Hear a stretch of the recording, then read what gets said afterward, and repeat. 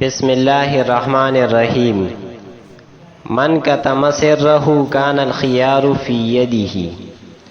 من کتم سره هغه څوک چې خپل راز یې پټ وساتو، کان الخيار فی یده نو اختیار به په خپل لاس کی. په دې ضرب المثل کې یو نصیحت ذکر کړی دی چې یو انسان دا غواړي چې زما زندگی په سکون او زما په خپل لاس کې د زما اختیاري، نو دله په کار دادی چې خپل راز پټ وساتي. دې سره به دې پریشانه کیږي نو په سکون او په آرام به خپل زندگی تیری. من کتم سره کان الخيار فی یده.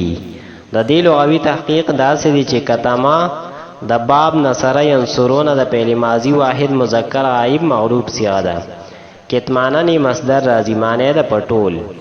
کان فعل ناقص دی او د نصر ینصرو باب نه د دې مصدر کونن راځي معنی د کېدل.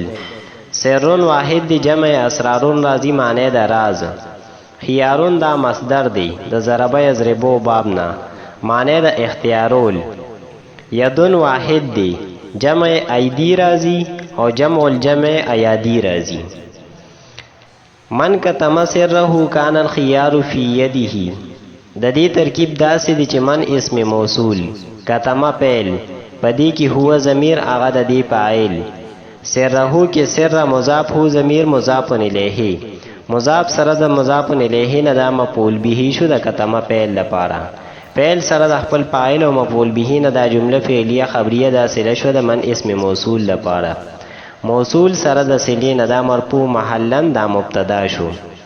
کانا فعل ناقص، الخيار د دې اسم، پی حرف جار، یدی مضاف، هی ضمیر مضاف الیه، مضاف سره د مضاف الیه نه دا مجرور شو د فی حرف جار د پاره. جار سره د مجرور نه متعلق شو ثابتن اسم فاعل پوری.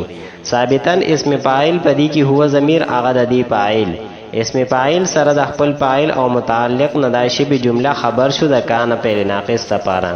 فعل ناقص کانا د خپل اسم او خبر سره دا جمله اسمیه خبریه مرفوع محلن دا خبر شو د مبتدا لپاره.